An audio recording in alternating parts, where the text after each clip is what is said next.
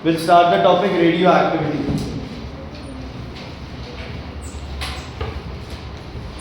सुनो बेटा, चीज़ों को काफ़ी सिंपल रखेंगे हम लोग, है ना, क्योंकि जो रेडियो एक्टिविटी है, जो न्यूक्लियर फिजिक्स है, वो एक्चुअली में एक बहुत वास्ट फिनोमिनन है, एक बहुत बड़ा टॉपिक है। और रिसेंटली इस पर इतनी सारी स्टडीज हो गई हैं कि तुम किताबों को देखोगे और गूगल देखोगे तो तुम्हें बड़ा डिफरेंस मिलेगा इसमें, ठीक है। लेकिन आज भी हम जो पेन डाउन हो गया है चीज़ें, उनसे फिर उनको स्टडी करें।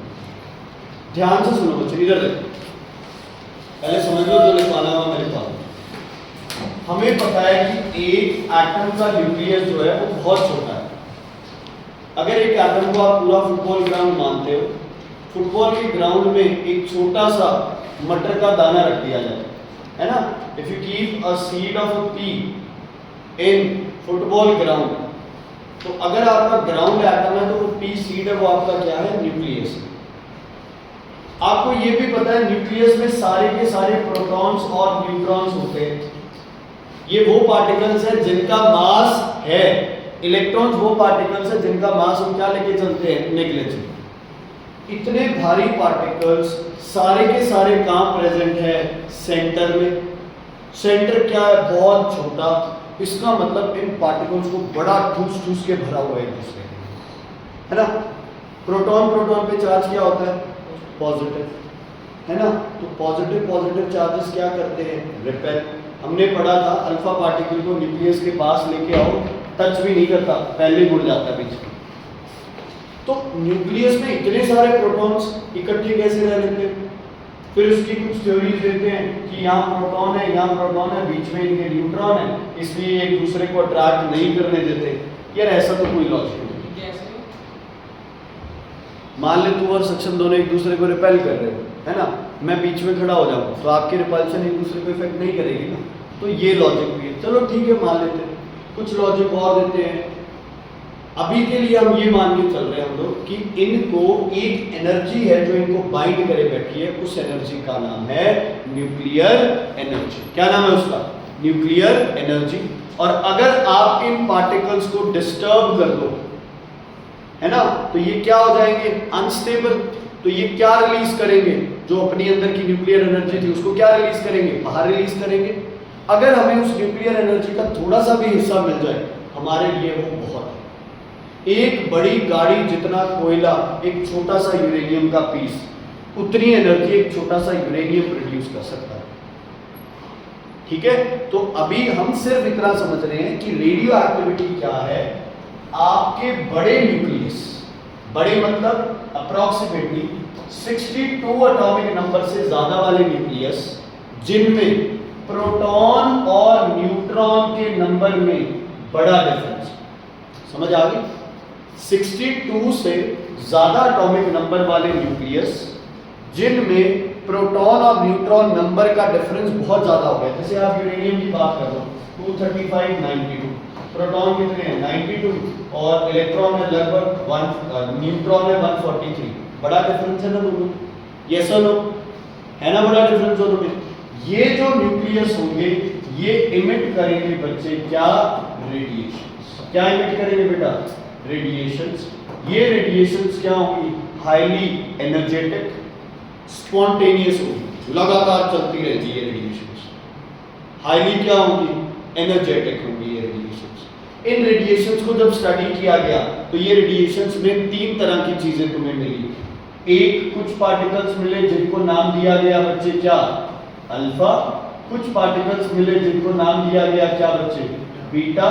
और कुछ प्योरली रेडिएशन थी जिनको नाम दिया गया क्या, गामा। अब लिखो, the spontaneous emission of, the spontaneous emission of, the spontaneous emission of highly energetic radiations, the spontaneous emission of highly energetic radiations, the spontaneous emission of highly energetic radiations from the nucleus of an atom, from the nucleus of an atom is called is called radioactivity. Is called radioactivity. Is called radioactivity. ठीक है, और ऐसे substance जो ये करते हैं उनको क्या बोलते हैं? रेडियोएक्टिव सब्सटेंस, जैसे यूरेनियम, प्लूटोनियम, थोरियम, ड्यूटेरियम, ये सब रेडियोएक्टिव। तुम्हें याद है आपने किया था फ्रांशियम, आपा पहली ग्रुप में फ्रांशियम को नहीं लेते हैं because it is radioactive. Calcium तो ना शायद 180 जो भी है यार, सारे नाम तो मुझे नहीं याद। ठीक है, तो मेनली आपके यूरेनियम, थोरियम, प्लूटोनियम, रेडियम, ये सब क्या है तुम्हारे रेडियो एक्टिव है। ठीक है, हाँ वो भी पूछ। अब पता है बच्चे एक और चीज है, जहां न्यूट्रॉन और प्रोटॉन में डिफरेंस आ गया ना, वहां थोड़ी बहुत रेडिएशंस तो हमेशा निकलेंगे। ठीक है, अच्छा मुझे एक चीज बताओ, क्या पॉल्यूशन आपके लिए अच्छा है या बुरा है? बुरा है। मतलब आपके पास से अगर गाड़ी निकलती है आपके पास है ना, तो क्या वो पोल्यूशन इमिट करती है?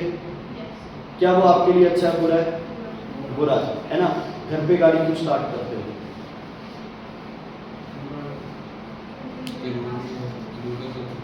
जरूरत होती है। क्या मर जाओगे? बैलगाड़ी नहीं है। क्वेश्चन बता दो सुन लेता बेटा पहले। बोलो दर्शक। तुम भी मजे अलग ही ले रहे हो।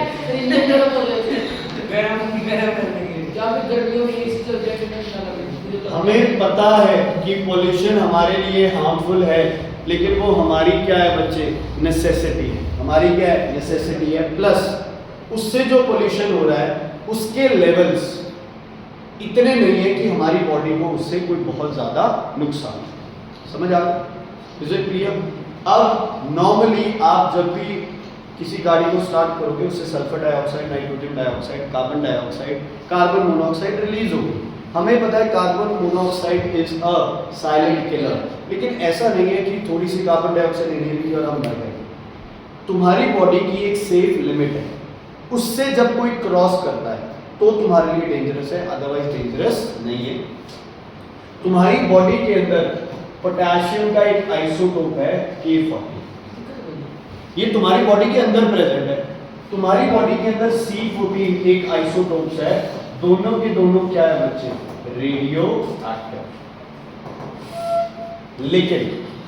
लेकिन ये तुम्हारी बॉडी को ज्यादा नुकसान नहीं पहुंचा। नुकसान क्या? कुछ भी नुकसान नहीं पहुंचाते। ये सेफ लिमिट से इनकी रेडिएशंस क्या है? काफी नीचे। सेफ लिमिट को ये क्रॉस नहीं करते, इसलिए हमारी बॉडी को इन आइसोटोप से किसी तरह का कोई नुकसान नहीं है। हमें नुकसान किससे है? बड़े वालों से। ये सेफ लिमिट से क्रॉस नहीं करती इनकी रेडिएशन। होती है थोड़ी बहुत रहती है, सूरज से भी तो आती है ऐसे गामा रेडिएशंस, कॉस्मिक रेडिएशंस भी आती है, लेकिन वो सेफ लिमिट को क्रॉस नहीं करती, तो ये 24 घंटे हमारे अराउंड रहती है, बट हमें इनसे कोई नुकसान नहीं। अब बात करते हैं जो मेन रेडिएशंस आ रही है। सबसे पहले बच्चे अल्फा पार्टिकल्स। सब बता दो। अल्फा पार्टिकल्स ये पहली टाइप ऑफ रेडिएशन का पार्टिकल्स है। जब कोई रेडियो एक्टिव सब्सटेंस स्टेबल होने की कोशिश करेगा, मतलब वो अपनी एनर्जी क्या करेगा? रिलीज करेगा, है ना। हमने उस न्यूट्रॉन में थोड़ी सी कुछ छेड़खानी की है, मतलब हमने या तो वो स्टेबल था, हमने उसमें एक न्यूट्रॉन क्या करने की कोशिश की? ऐड करने की कोशिश की, है ना। न्यूक्लियस में जो स्टेबल था, अपन उसमें एक न्यूट्रॉन और ऐड करने की कोशिश करेंगे तो वो क्या हो जाएगा? अनस्टेबल हो जाएगा। अनस्टेबल होते ही वो कुछ पार्टिकल्स रिलीज करेगा। ठीक है, अब रेडियो एक्टिविटी का कॉज लिखो। अच्छा वो मिस हो गया ना, एक कहीं साइड में लिख लो बच्चे थोड़ा। Cause of radioactivity, a large difference between number of neutrons and protons. Cause of radioactivity है large difference in number of neutrons and protons. जब न्यूट्रॉन्स और प्रोटॉन्स के नंबर में large difference in number of protons and neutrons, large difference in number of neutrons and protons. तुम्हारे हिसाब से चलो तो मेरा तो घर ही ना चले। आगे मिली ना आगे तैयारी में कहते हैं बस यही तब है। छह यार इन्वेस्टमेंट डालने की देरी है तैयारी में कहते हैं मैं रह गया सर तैयारी we will move from the alpha particles बच्चों ध्यान देना, अल्फा पार्टिकल एक ऐसा पार्टिकल है जिसका बेटा मास होता है 4 AMU और जिसपे चार्ज होता है बच्चे +2 यूनिट्स। यूनिट्स मतलब 1.6 × 10⁻⁻19 कूलम/मीटर। अब खुद बताओ कि अल्फा पार्टिकल किससे बना हो? हीलियम से। ऐसे इकट्ठा प्रोटॉन, कितने प्रोटॉन होंगे अल्फा पार्टिकल में? H दो पॉजिटिव है, helium 2 positive इसका चार्ज कितना है? 2 पॉजिटिव है, मतलब इसमें कितने प्रोटॉन्स होंगे बच्चे? 2। मास 4 है, इसका मतलब 2 और प्रोटॉन तो नहीं डाल सकते क्योंकि 2 और प्रोटॉन डाले तो चार्ज क्या हो जाएगा? +4 हो जाएगा। अल्फा पार्टिकल का चार्ज कितना है? +2। मास कितना है? 4।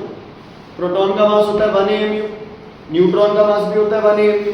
या तो इसमें चारों क्या होंगे? प्रोटॉन, या चारों क्या होंगे? न्यूट्रॉन, या फिर 2 प्रोटॉन होंगे और 2 क्या होंगे? न्यूट्रॉन। यही हो सकती है पॉसिबिलिटी, या 3:1 की रेशियो हो सकती है। अब अगर इसमें +2 चार्ज है, इसका मतलब इसमें कितने प्रोटॉन्स हैं? 2। चार भी हुए थे, दो तो पहले से ये दो हो रहा है किसने बोला 4 पहले से? 2 पहले से? दो तो अपनी यही सवेरे लिखे मैं किसने बोला? मैं तो नहीं बोला हीलियम, आप कह रहे हो, मैं नहीं कह रहा। मैं तो कह रहा हूँ अल्फा पार्टिकल एक ऐसा पार्टिकल है जिसके पास प्रोटॉन कितने हैं? 2 और न्यूट्रॉन्स भी कितने हैं? 2। तो अगर मेरे पास एक ऐसा पार्टिकल है जिसमें मेरे पास प्रोटॉन, न्यूट्रॉन, न्यूट्रॉन, प्रोटॉन, ये मेरे पास कौन सा पार्टिकल है? अल्फा। क्या इसमें कोई इलेक्ट्रॉन है? नहीं, क्योंकि ये निकल कहां से रहा है? न्यूक्लियस से। न्यूक्लियस में इलेक्ट्रॉन होते हैं? नहीं होते। इसके ऊपर चार्ज क्या हो गया बच्चे? +2। ठीक है, अब ध्यान से सुनो, अगर मैं हीलियम की बात करूं तो हीलियम भी कुछ ऐसा ही है जिसमें 2 प्रोटॉन है और 4 प्रोटॉन और न्यूट्रॉन इकट्ठे हैं। यही होता है। मास नंबर कितना होता है हीलियम का? 4। एटॉमिक नंबर कितना होता है? 2। मतलब नंबर ऑफ प्रोटॉन्स कितने हैं? 2 और प्रोटॉन्स प्लस न्यूट्रॉन्स कितने हैं? 4। लेकिन हीलियम की प्रॉब्लम है, हीलियम में 2 इलेक्ट्रॉन भी है। तो अगर आप हीलियम से 2 इलेक्ट्रॉन निकाल लो तो हीलियम बन जाएगा 2 पॉजिटिव। ये आपका है अल्फा पार्टिकल। सर 2 - p मतलब तुम चार्ज निकाल ले अच्छा ठीक है 2 इलेक्ट्रॉन निकाल दिए कहीं से तो कितना चार्ज हो जाएगा उसके ऊपर? नेगेटिविटी गई तो क्या हो जाएगा? +2। मतलब मैं ये नहीं कह रहा कि अल्फा पार्टिकल इज हीलियम, मैं सिर्फ ये कह रहा हूं कि अगर हीलियम से 2 इलेक्ट्रॉन निकाल के उससे चार्ज कितना दे दिया जाए? 2 पॉजिटिव, तो हीलियम 2 पॉजिटिव और अल्फा पार्टिकल एक जैसे दिखेंगे। मतलब अगर रुद्र को प्रॉपर नहला के, है ना, इसके प्रॉपर हेयर कट वगैरह करा के, प्रॉपर मेकअप इसके करा दे तो हो सकता है ये कैटरीना कैफ लगने लग जाए। तो क्या ये कैटरीना कैफ बन गया? हाँ जी, बन गया? नहीं, ये उस जैसा लग सकता है। तो क्या अल्फा पार्टिकल हीलियम है? नहीं, उस जैसा है। और है तो भी क्या दिक्कत है? इलेक्ट्रॉन तो सबके एक जैसे हैं, प्रोटॉन सबके एक जैसे, ग्रुप ऑफ प्रोटॉन मिलके क्या बना लेते हैं? एक एलिमेंट बना लेते हैं, है ना। तो अगर आपको पूछे अल्फा पार्टिकल के जैसा दिखता है तो आप बोलोगे हीलियम 2 पॉजिटिव।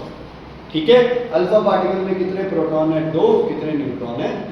अल्फा का लिख लिया बच्चे, ये लिख लो, सारी डिटेल्स लिख लिया। अब लिखो, हाँ लिख लो। During emission of alpha particle, during emission of alpha particle, the nucleus emits, during the emission of alpha particles, the nucleus emits 2 proton and 2 neutron.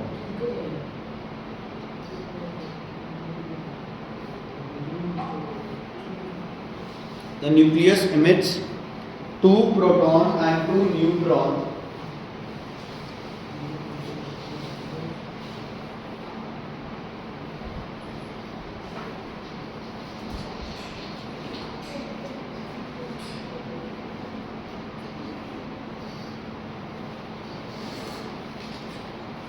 2 proton and 2 neutron, the atomic number decreases by 2.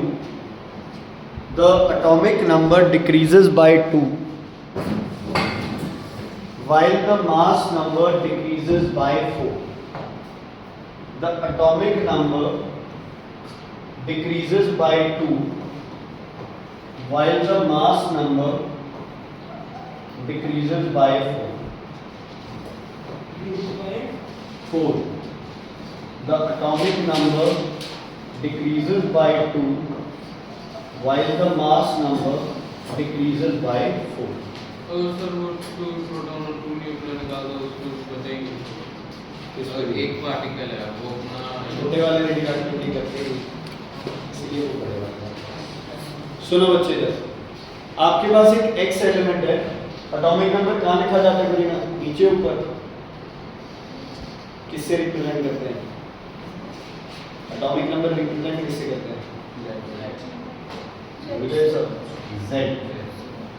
ऊपर क्या आता है? Mass number 8। किससे? a से। क्या निकाला इसमें? Alpha particle. क्या निकाला इसमें? अल्फा। अल्फा का ऊपर मास कितना होता है बच्चे? 4।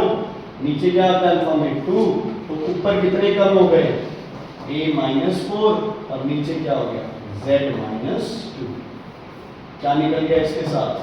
अल्फा 4 2 हीलियम 2 पॉजिटिव जो भी से। ठीक है, एरो पे कहीं अल्फा लिखा होगा तो समझ जाना इससे कौन सा पार्टिकल निकला है? अल्फा। प्रोटॉन नंबर कितना कम हो गया? 2। प्रोटॉन और न्यूट्रॉन मिलके कितने कम हो गए? 4। तो ऊपर -4 नीचे -2 लाइन पर क्या देखें? ये प्रोटॉन और न्यूट्रॉन है, ये अकेला प्रोटॉन है। प्रोटॉन कितने कम हो गए? 2। और दोनों कितने कम हो गए? 2। बेटा किसी से अल्फा निकलेगा तो वो कम होंगे ना उतने चीजें। नहीं समझ आया?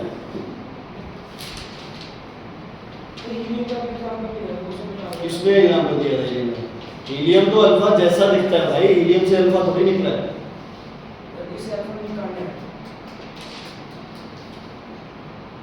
क्लियर है सर? आने का इंजन ठीक है। इक्वेशन वैसे ही है। तो सर मतलब अगर हम ऐड कर सकते हैं, जैसे बेरिलियम है, अगर उसमें हम एक अल्फा पार्टिकल ऐड कर दें तो वो कार्बन बन जाएगा। वो भी करेंगे। हाँ जी, अल्फा निकाल के इससे वाई बनाओ, क्या बनेगा? कैसे ही बता दो। 233 35 में ऊपर कितना माइनस होगा? 4 231 नीचे क्या आएगा? 90। क्यों? क्योंकि इसने कितने प्रोटॉन लूज कर दिए? 2। और न्यूट्रॉन भी कितने लूज कर दिए? 2। अल्फा निकालने के बाद इसका आइसोटोप बन जाएगा। काम बदल बनेगा। गया सब कुछ बदल जाएगा। अगर 2 अल्फा होता तो क्या होता? 2 अल्फा होता तो 8 कर देते। वाह, 227 और यहाँ 88। सिर्फ ऐसे यूरेनियम का नहीं आएगा। प्रोटॉन और न्यूट्रॉन निकाल के मतलब वो अपने आप ऐड हो जाएंगे। नया न्यूट्रॉन आ जाएगा। प्रोटॉन और न्यूट्रॉन निकाल दिए एक्शन से, तो मतलब न्यूट्रॉन अपने आप होगा, न्यूक्लियस अपने आप होगा। हाँ, नया न्यूक्लियस बनेगा। अपने आप।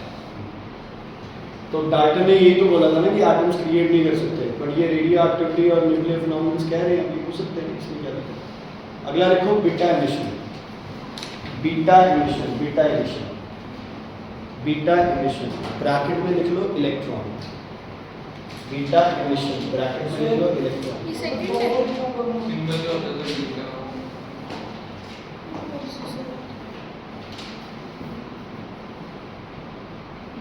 बेटा मास नंबर क्या होता है?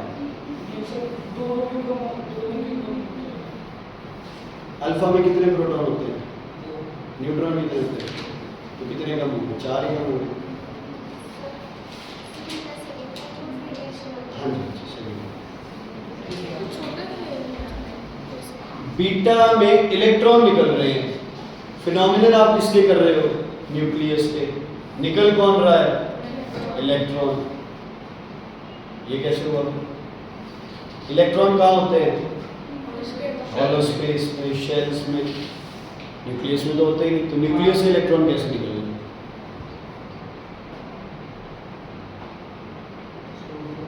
क्वेश्चन समझ आ गया? दिक्कत समझ आ गई? इसका मतलब न्यूक्लियस में इलेक्ट्रॉन्स बने हैं, प्रेजेंट तो है, न्यूक्लियस में पॉजिटिव चार्ज होता है, प्रेजेंट तो है, कहीं ना कहीं से उसमें इलेक्ट्रॉन बने हैं। पता है क्या होता है, कई बार रेडियो एक्टिविटी में एक न्यूट्रॉन जिसका मास होता है 1, चार्ज होता है 0, ये टूट जाता है न्यूक्लियस के अंदर और ये एक पार्टिकल बना लेता है X, जिसका मास न्यूट्रॉन के जितना ही है लेकिन चार्ज है +1, पोलैरिटी वाला। और एक पार्टिकल ऐसा बना लेता है जिसका मास तो है नेग्लिजिबल लेकिन चार्ज है -1। एक मिनट सुन लेना फिर पूछ लेना डाउट। अगर मैं टोटल चार्ज देखूं +1 और -1 कितना हो गया टोटल चार्ज 0, मास 1 और 0, टोटल मास कितना हो गया 12। न्यूट्रॉन टूट गया, उसने दो ऐसे पार्टिकल्स बना लिए जिसमें से एक की पोलैरिटी क्या थी नेगेटिव, एक की पोलैरिटी थी पॉजिटिव। पॉजिटिव वाले का मास था लगभग न्यूट्रॉन के जितना, नेगेटिव वाले का एनर्जी कोई मास नहीं। ठीक है, अब मुझे एक चीज बताओ, H पॉजिटिव का दूसरा नाम हाइड्रोजन आयन, हाइड्रोनियम तो H3O पॉजिटिव, हाइड्रोजन कैटायन और प्रोटियम, इसको आप प्रोटॉन भी बोल सकते हैं। क्या इसको प्रोटॉन बोल सकते हो? चलो अब बात करते हैं H11, कितने प्रोटॉन है बच्चे इसमें 1, इलेक्ट्रॉन 1, न्यूट्रॉन 0। शाबाश, 1 - 1 0 बनेगा, नहीं बोला सॉरी, ओके 1 - 1 0, क्लियर है। अच्छा, यहां से अगर मैं एक इलेक्ट्रॉन निकाल दूं तो इस पे चार्ज क्या आ जाएगा प्लस, इसका मतलब H+ में सिर्फ एक चीज है, वो कौन है प्रोटॉन, तो H+ को मैं क्या बोल सकता हूँ प्रोटॉन बोल सकता हूँ। अगर कोई भी आपके पास मटेरियल है जिसका मास है 1 यूनिट, चार्ज है 1+, तो इसको हम क्या बोल सकते हैं बेटा प्रोटॉन। और कोई भी ऐसी चीज जिसका मास नेग्लिजिबल है, चार्ज है -1, इसको हम क्या बोल सकते हैं इलेक्ट्रॉन। इसका मतलब ये हुआ कि बीटा एमिशन के दौरान एक न्यूट्रॉन टूटा, उसने एक पार्टिकल बनाया जिसपे पॉजिटिव चार्ज था, हमने उसको बोल दिया प्रोटॉन। दूसरा पार्टिकल बनाया जिसपे नेगेटिव चार्ज था, हमने उसको नाम दे दिया इलेक्ट्रॉन। इलेक्ट्रॉन का तो मास नेग्लिजिबल होता है, 0 तो नहीं कह सकते। तो प्रोटॉन और न्यूट्रॉन में थोड़ा सा फर्क आता है मास में, हम कह देते हैं प्रोटॉन और न्यूट्रॉन तो बराबर है लेकिन थोड़ा सा डिफरेंस है, तो कितना डिफरेंस है जितना इलेक्ट्रॉन। ठीक है बच्चे, ये एक बार इक्वेशन लिखो फिर मैं लिखवाता हूँ तुम्हें।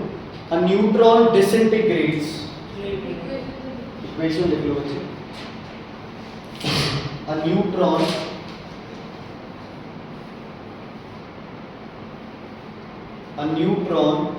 disintegrates in the nucleus. A neutron disintegrates in the nucleus. A neutron disintegrates in the nucleus to form. A neutron disintegrates in the nucleus to form a proton and an electron. To form a proton and an electron. To form a proton and an electron. To form a proton and an electron. The proton stays in the nucleus. The proton stays in the nucleus while the electron is emitted out as beta particle or radiations. While the electron is emitted out as beta particle or radiation. The electron is emitted out as beta particle or radiation. Beta particle or radiation. अब समझने वाली बात है, electron बढ़ नहीं जाएंगे फिर तो बाहर निकलेंगे, हाईली एनर्जेटिक है, मारते हैं सब बाहर, दूसरे इलेक्ट्रॉन को घूमने नहीं देंगे उसको अंदर, बेटा तो अपना शेल से। एक न्यूट्रॉन टूट गया तो नंबर ऑफ न्यूट्रॉन एक कम और एक प्रोटॉन बढ़ हाँ, गया। अगर एक न्यूट्रॉन टूट गया तो न्यूट्रॉन का नंबर एक से क्या हो गया बच्चे, कम, लेकिन इस न्यूट्रॉन से प्रोटॉन का नंबर क्या हो गया, एक ज्यादा। समझ आ रही है बात, समझ आ रही है बात। इसका मतलब अगर मैं एलिमेंट लिखूं ऐसे Z और A तो एक प्रोटॉन बढ़ गया क्योंकि एक न्यूट्रॉन टूट के क्या बन गया, प्रोटॉन। लेकिन मास नंबर में क्या क्या होता है बच्चे, प्रोटॉन प्लस न्यूट्रॉन। एक न्यूट्रॉन कम हुआ, एक प्रोटॉन ऐड हो गया तो मास नंबर क्या रहा, सेम। समझ आई कि नहीं ये बात? न्यूक्लियस में एक न्यूट्रॉन कम हो गया, इसीलिए फिर से लिखोगे एक्स जेड ए क्या देता है ये, क्या पार्टिकल्स, और बन जाता है वाई। ऊपर आएगा ए का ए और नीचे आएगा जेड प्लस।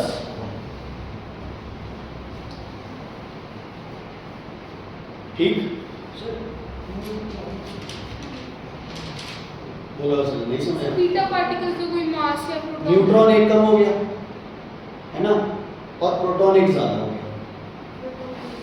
न्यूट्रॉन टूट के प्रोटॉन बना था ना, प्रोटॉन न्यूक्लियस में रह गया तो एक न्यूट्रॉन की जगह किसने ले ली, प्रोटॉन ने ले ली। तो मास नंबर क्या रहा, सेम। एक कम हुआ तो एक बढ़ गया तो वैल्यू क्या आ गई, सेम। लेकिन एटॉमिक नंबर सिर्फ किसका नंबर होता है, प्रोटॉन का, वो पहले से एक अब क्या है, ज्यादा। मतलब इसमें एक पार्टिकल अपने से अगला एटम बन जाता है पीरियोडिक टेबल में।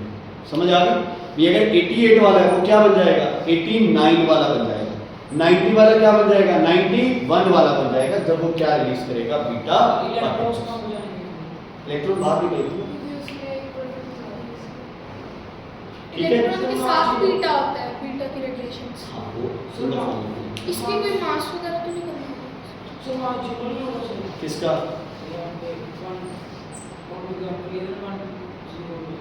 तो समझाने के लिए था, ले जीरो कर ये कर तो दिया मैंने, जैसा ये है। एक न्यूट्रॉन कम हुआ, मास कम हो गया, एक प्रोटॉन बढ़ गया, मास बढ़ गया, उतना ही रह गया। नहीं समझ आया मुझे?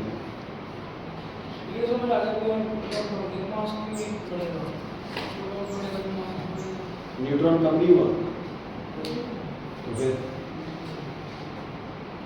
एक न्यूट्रॉन कम हुआ, मास कम हो गया, एक प्रोटॉन बढ़ गया, मास बढ़ गया, तो कम और बढ़ गया, एक एक बढ़ेगा तो जीरो आ जाएगा। ठीक है, इस प्रोसेस में कोई भी आइसोटोप ऑब्टेन कर सकते हैं, कोई भी नहीं, ये भी अपने मन मर्जी से करते हैं, हम लिमिट नहीं कर सकते बीटा पार्टिकल्स को।